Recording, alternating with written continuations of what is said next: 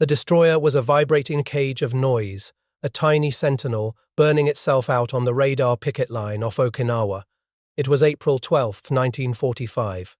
The crew of the USS Manatel Abele were fighting the future with the guns of the past.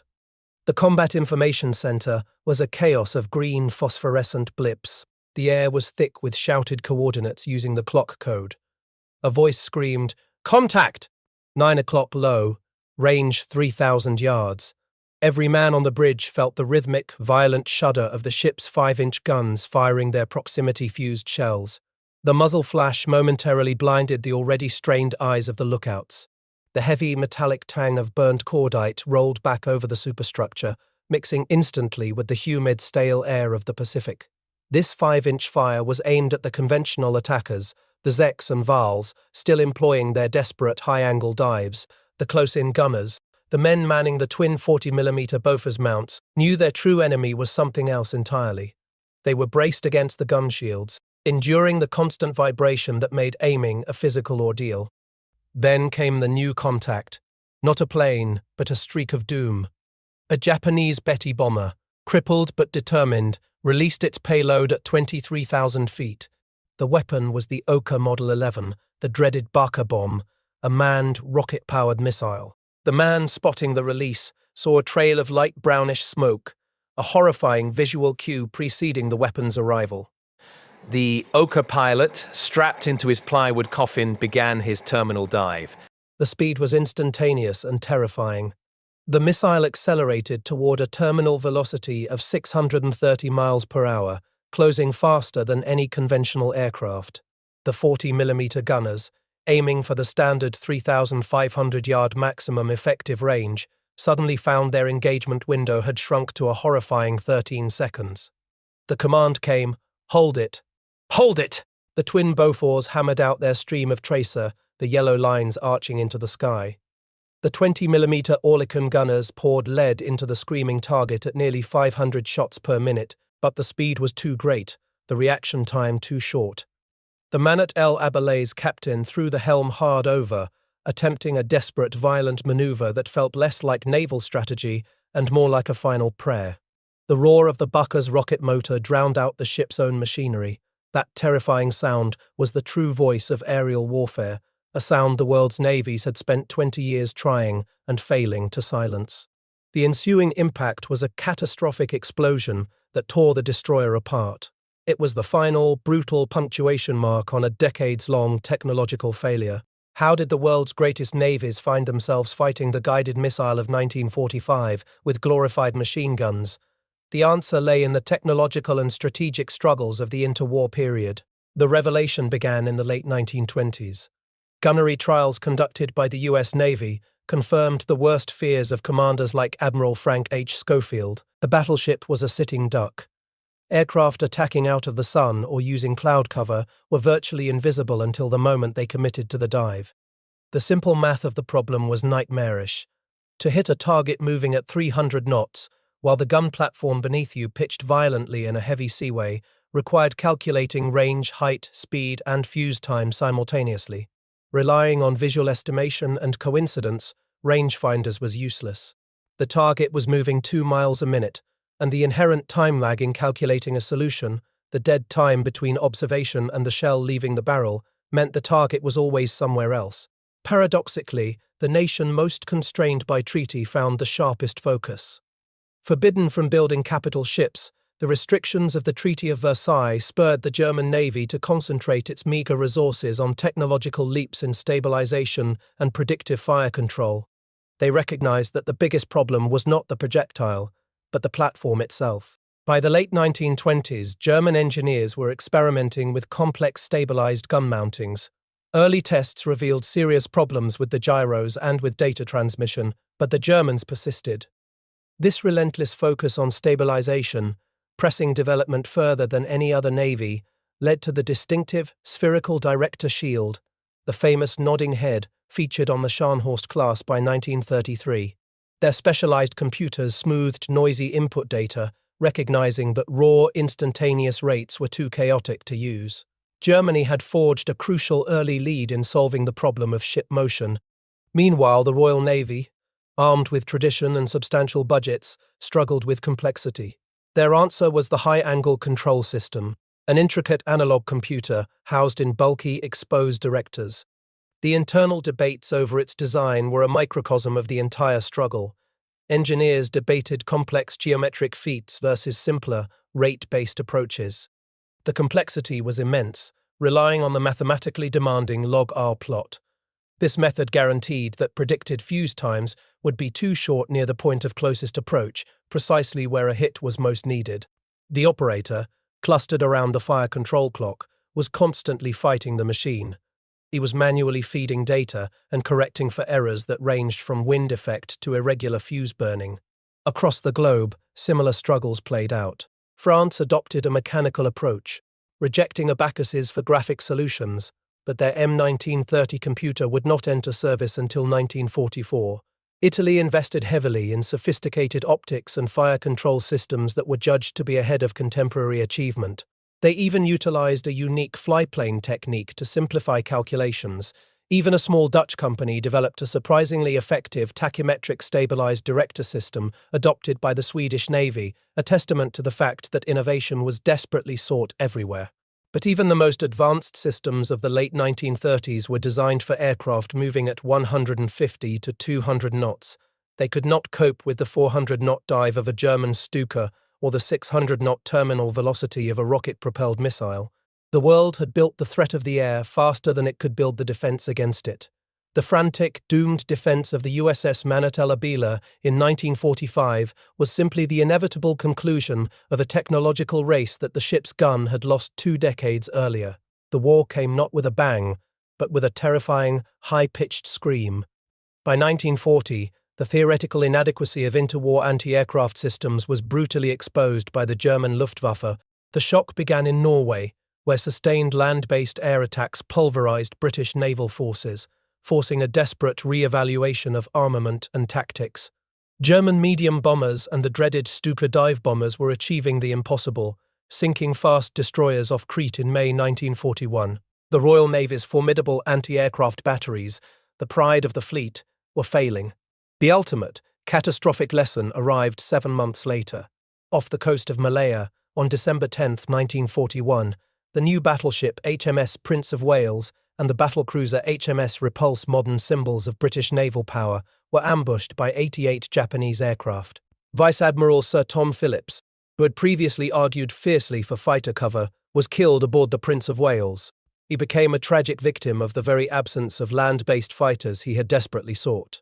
Initial fire from the Prince of Wales was immense, momentarily surprising the Japanese pilots with its sheer volume. But the volume was not enough. The Japanese attackers pressed the assault with 34 bombers and 50 torpedo planes. One of the first torpedo hits destroyed the Prince of Wales's propeller shaft bracket, causing immediate flooding and crippling her steering.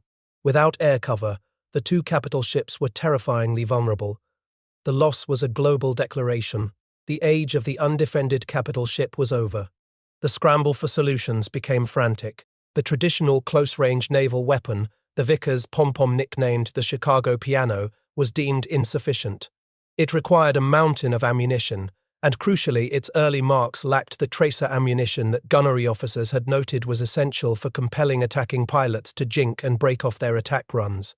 The Allies turned almost simultaneously to 2 foreign designs, the Swedish Bofors 40mm and the Swiss Oerlikon 20mm. The Bofors, tracing its lineage back to Krupp's First World War work, was probably the best medium-caliber machine cannon of its time. It was acquired by the US Navy through microfilmed Dutch drawings and by the British through licensing, becoming the L-60.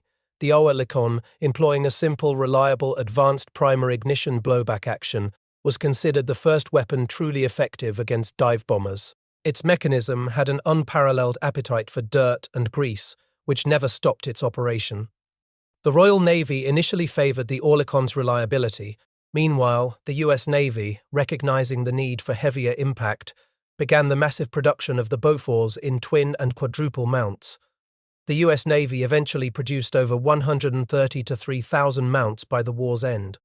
This rapid, often ad hoc adoption of foreign weaponry underscored the profound lack of effective domestic designs. But the true test of this hastily assembled defense came in the most desperate of operational theaters, the Mediterranean.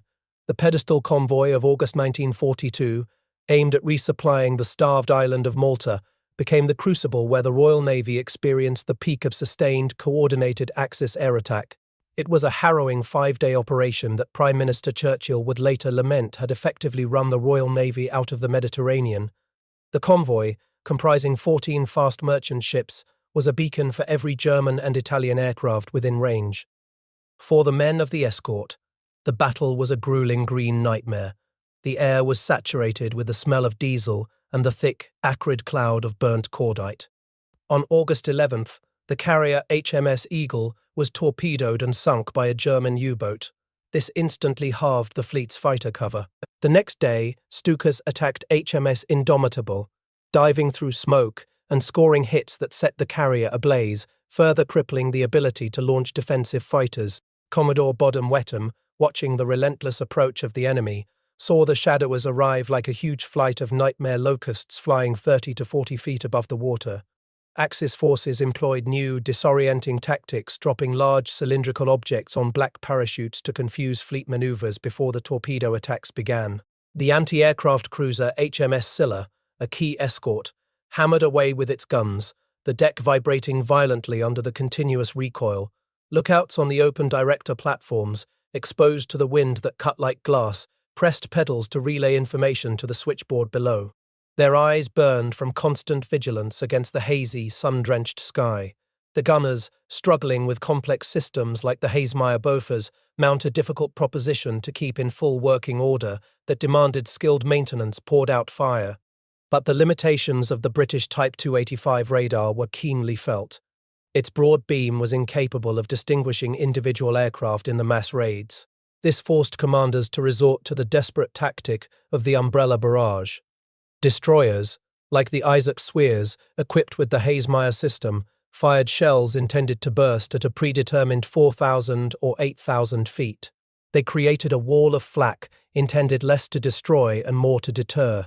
The hope was simply to force the enemy pilots to release their ordnance at extreme, ineffective ranges. Ships maneuvered under full helm, executing 48 emergency turns in a single day. The decks were slippery with water and oil, and the crews were exhausted by constant alerts. The psychological toll was immense.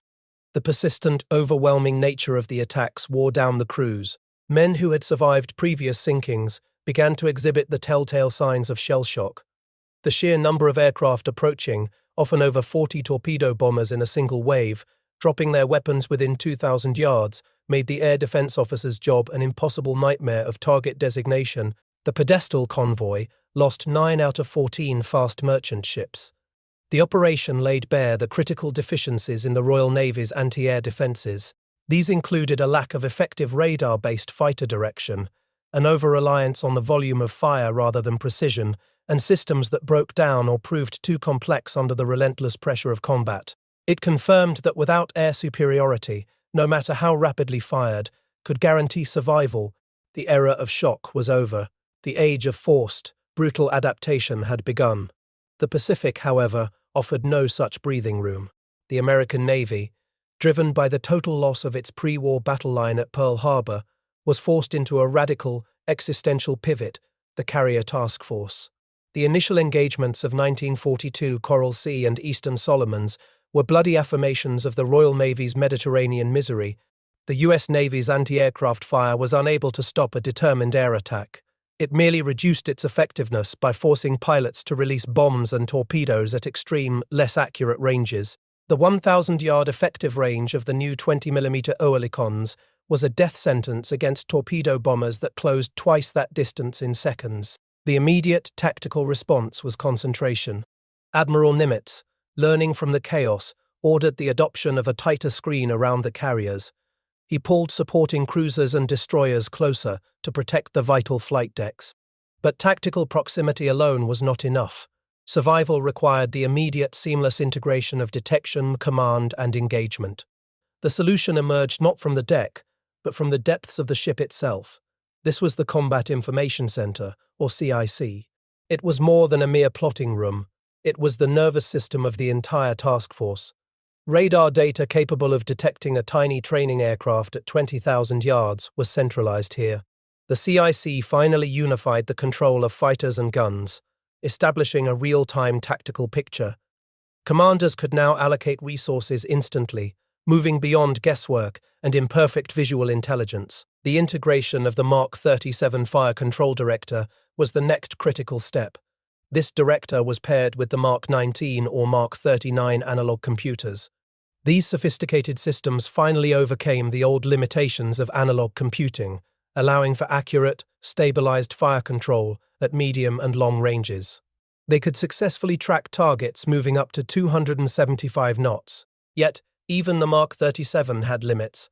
Operators, struggling with the intense vibration and multiplicity of targets, were often overwhelmed during the most intense raids. Captains, unable to rely solely on the saturated CIC, were forced to stand on the bridge and verbally designate targets via battle telephone. They used the clock code, a terrifying tangible sign of the piledriver attacks they faced. But the single greatest leap, the innovation that transformed naval anti-aircraft defense from a desperate deterrent into a devastating killer, was the proximity fuse. The development of the VT fuse, spearheaded by Dr. Merle Etouvé's Section T, was a triumph of engineering under pressure. The challenge was immense, designing a miniature radar set robust enough to survive the 20,000 G acceleration of a fired shell. The device also had to withstand the shell's spin of 475 revolutions per second. The solution was a tiny radio transmitter and receiver housed right in the nose of the projectile. This revolutionary design allowed the shell to detonate within 70 feet of its target, regardless of trajectory or altitude. This eliminated the desperate need for perfect manual fuse setting by frantic operators. The proximity fuse expanded the lethal area of a standard 5-inch shell to approximately 3,000 square feet. This offered a crushing 4-to-1 advantage over any conventional time-fused round. The fuse was kept a closely guarded secret, deployed initially only in land battles. Its naval debut was a controlled, pivotal moment. On January 5, 1943, the cruiser USS Helena, operating in the Pacific, engaged Japanese dive bombers with the revolutionary Mark 32 fuse. The results were immediate and devastating. The sky, which had once seemed vast and open to the enemy, suddenly became a killing zone. By mid-1944, the VT fuse was making itself felt. It quickly accounted for 50% of all 5-inch aircraft kills, despite being used in only a fraction of the total rounds fired. The true moment of triumph arrived in June 1944, during the Battle of the Philippine Sea. Americans grimly nicknamed this confrontation the Great Marianas Turkey Shoot.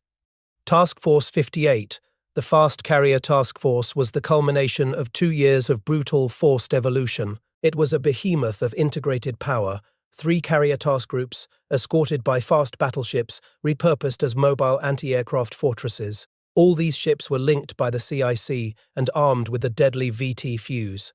On June 19th, the Japanese launched 4 massive waves of conventional air attack, throwing everything they had left at the American fleet. The air defense officer on the foremast platform was no longer guessing, he was directing.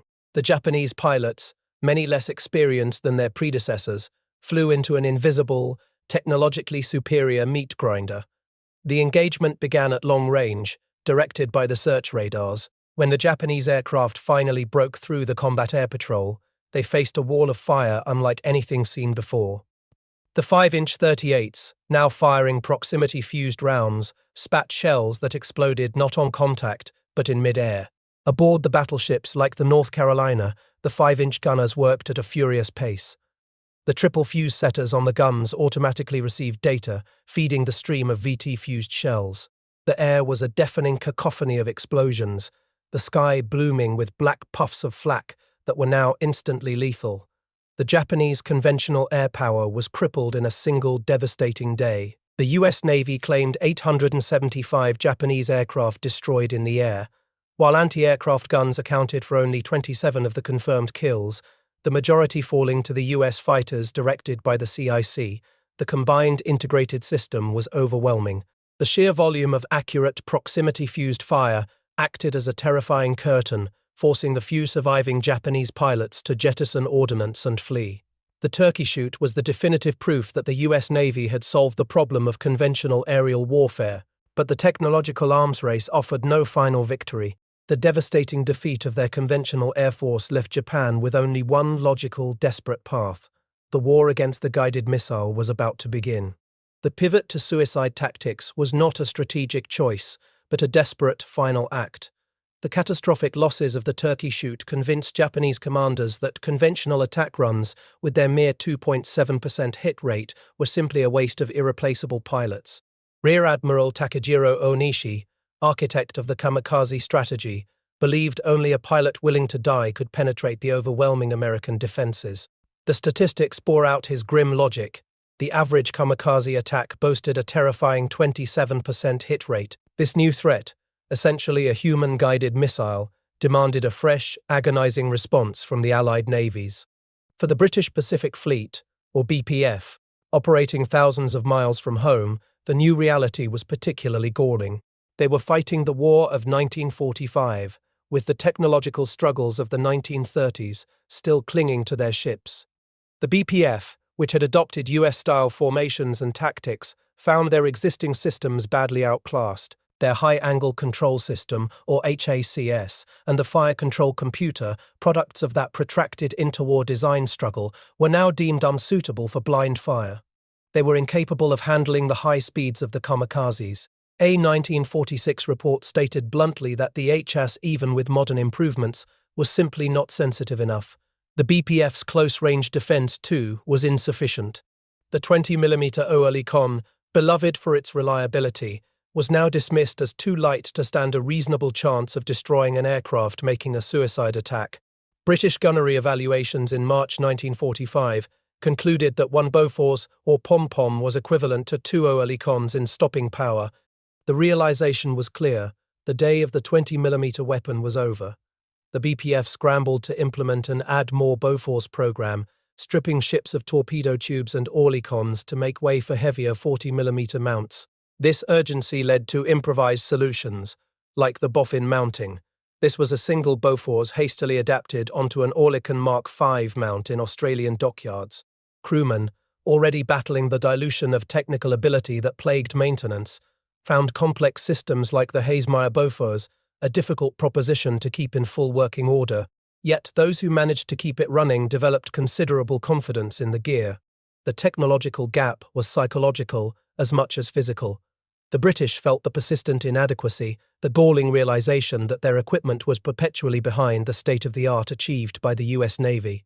But the true, horrifying cost of this technological lag was paid by the radar picket lines off Okinawa. The US Navy absorbed the full force of the Kamikaze, and the even more terrifying rocket-propelled Oka Hub. We return now to the destroyer Manitel Abele, caught in the vortex of the April 12, 1945 attack. The first wave of conventional attackers had been dealt with by the 5-inch/38s and their proximity fuses. The variable time shells exploded in lethal, expanding clouds of shrapnel. But the Abel was now focused on the streak of brownish smoke, the Oka closing at over 600 miles per hour. The destroyer was already a vibrating cage of noise. The decks were slick with seawater and oil. The air was thick with cordite and the metallic tang of fear. The captain had thrown the helm hard over, the destroyer heeling violently in a desperate, final evasive maneuver. The men on the 40mm Bofors mountings, their eyes glued to the Mark 14 gyro sights, were in the 13-second engagement window. The Bofors guns, twin power mounts designed by the Naval Ordnance Bureau, hammered out their clips of tracer. Each shell was a desperate prayer. The gunners were fighting a force of physics they could not overcome. The Oka was not just fast. It was, as the post-war analysts would conclude, effectively a guided missile, the weapon of the future. The ship's defenses were layered, a wall of metallic fire. The 5-inch guns were now useless, unable to track a target moving this fast at such close range. The defense rested entirely on the smaller automatic weapons. The Bofors tracers, yellow lines of fire, converged on the nose of the missile. One gunner, his face pressed against the rubber eyepiece of the sight, felt the bone-jarring recoil of the weapon through his entire body. He saw hits, a flicker of fire near the Oka's stubby wings. but the missile, carrying its substantial 1,200-kilogram warhead, maintained its trajectory. This was the critical, horrifying realization of the kamikaze threat. Even with lethal hits, the momentum of the aircraft carried it hundreds of yards further. To save the ship, the target had to crash at least 200 yards away. The volume of fire was deafening, a continuous mechanical roar. The 20mm Oerlikons, firing from their free-swinging mounts, poured out a stream of high-velocity lead. The gunners, squatting at moderate elevations, endured the physical strain, their movements hampered by the cramped yokes. But the speed of the Oka, the product of Ensign Mitsui Ota's desperate design, was overwhelming. It offered no time for the Mark 37 director to acquire a solution. It allowed no time for the crew to coordinate a final, unified barrage. It was pure velocity, weaponized. The final moments were instantaneous. The roar of the rocket motor peaked, a sound that sliced through the ship's own machinery. The Bofors crew could see the pilot's canopy, a tiny figure locked onto his target. 10, a blinding flash. The explosion, the detonation of 1,200 kilograms of high explosive, tore the Manat El Abele in half. The destroyer, the tiny sentinel of the picket line, was lifted and broken, sinking almost instantly. The loss of the Abele demonstrated that even the US Navy's overwhelming industrial power and technological advantage had limits. The Kamikaze and the Oka forced the final, painful admission. The gun era was ending. The conventional anti-aircraft gun, no matter how fast or how well directed, was a losing struggle against the speeds of jet aircraft and the nascent missile threat.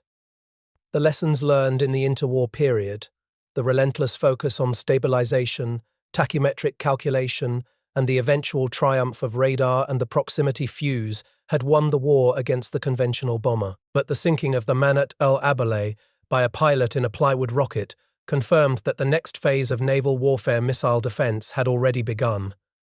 The future of naval air defense would not be secured by guns, but by the guided missile, the technological successor to the Bunker bomb. The war did not end the arms race. It merely shifted the battlefield. When the last Oka plummeted into the Pacific, it left behind not just wreckage, but a profound, undeniable truth. The anti-aircraft gun, the technological marvel that had consumed decades of engineering effort and billions in budget, was already obsolete. Post-war analysis confirmed the grim physics of the new era. Jet aircraft were pushing speeds beyond 450 knots. The kamikaze experience, the sight of a projectile that could not be stopped by volume of fire alone, was the catalyst for a radical, final pivot in naval defense doctrine. The US Navy focused intensely on the problem of target indication and engagement time. The engagement decision for a post-war system like the British GDS-3, even against a relatively slow Vampire jet fighter at 450 knots, still required approximately 22 seconds from detection to firing solution. Against a target moving at 1,500 knots, the window of opportunity vanished entirely. The final desperate effort to save the gun manifested in a series of ambitious high-rate-of-fire systems that struggled against their own mechanical complexity. The US twin 3-inch/70 gun, designed to replace the 40mm Bofors with proximity-fused firepower, was a technical nightmare. It became notorious for jamming. It suffered from powder fuses that failed at altitude. It was, by all accounts, even worse than the already temperamental 5-inch/54. In stark contrast, the British equivalent mounting was far more successful. But even this system, with its increased velocity and faster firing rate, put much worse stress on the gun barrel, drastically reducing its life. The US Mark 42 mounting, the eventual successor to the mighty 5-inch/38, also proved unreliable, even after it was derated. Years later, it earned a reputation for jamming under protracted use off Vietnam. The Mark 37 Director, the workhorse of the Pacific, was now deemed too crowded and too complicated. Its separate pointer and trainer were ill-equipped to track fast targets. Engineers and scientists, many fresh from the proximity fuse and radar projects, now grappled with the terrifying math of missile defense. The staggering number of rounds required to reliably destroy an incoming missile was immense. Targets had to be destroyed at 12,000 yards, with 8,000 yards a bare minimum. This range was dictated by the need to prevent even the fragments of a nuclear warhead from reaching the fleet. This existential threat created an urgent short-term target designation requirement. The final, conclusive tests were not conducted at sea, but in laboratory simulations. At Bell Labs, operators sat around a plan position indicator screen, joysticks in hand, designating blips to directors. They were supplying the human intellect, making choices and applying volition to systems that were now fully automated, capable of tracking at speeds up to 3,500 knots. Yet, even in this controlled environment, the limitations were clear. The gun was a kinetic weapon, the missile was a guided weapon. The only way to beat a guided weapon was with a guided weapon. The profound realization that the lessons learned from the Kamikaze were not about better guns, but about the nature of the threat itself, led directly to the abandonment of heavy anti-aircraft gunnery development. Projects for new gun mountings were cancelled, deemed unaffordable amidst post-war demobilization, leaving many envisioned advancements as rusting relics. The post-war era demanded new speed, leading to the rapid rise of advanced systems like the US Navy's Mark 65 Command and Control Unit. This system was built to fuse the target designation systems Mark III and Mark VII, managing automatic and manual threat evaluation for both traditional guns and the emerging missile technology. The Navy immediately doubled the target speed capabilities of the famous Mark 37 Director, pushing it to 800 knots. To achieve this, the older radar sets were swapped out for the revolutionary auto-tracking X-band Mark 25. The calculations were handled by the new Mark 47 computer, which tracked target courses using parabola mathematics. This system worked with scales that could register speeds up to 3,500 knots. But this frantic development of faster computers and better radar was not the end goal, it was only the foundation. Despite integrating the Combat Information Center, the proximity fuse, and the stabilized director, these advancements had failed to save the gun itself. Instead, this struggle had laid the absolute foundation for the guided missile age. The exact same technology honed to keep the 5-inch 38 gun firing accurately was now repurposed to guide the Sea Cat and the Sea Sparrow missiles. The anti-aircraft arms race, fought bitterly between 1920 and 1945, concluded not with a victory for the kinetic weapon, but with the birth of its replacement. The terrifying roar of the Barca's rocket motor, the sound that tore apart the destroyer Manat al-Abili, had been the sound of the future all along. The naval gun, once the undisputed monarch of the seas, was permanently relegated to a secondary anti-surface role. Its long, arduous struggle for anti-aircraft perfection had reached its inevitable conclusion. Its reign over the skies was forever ceded to the guided missile. If you value these historical accounts, please subscribe to the channel and like this video.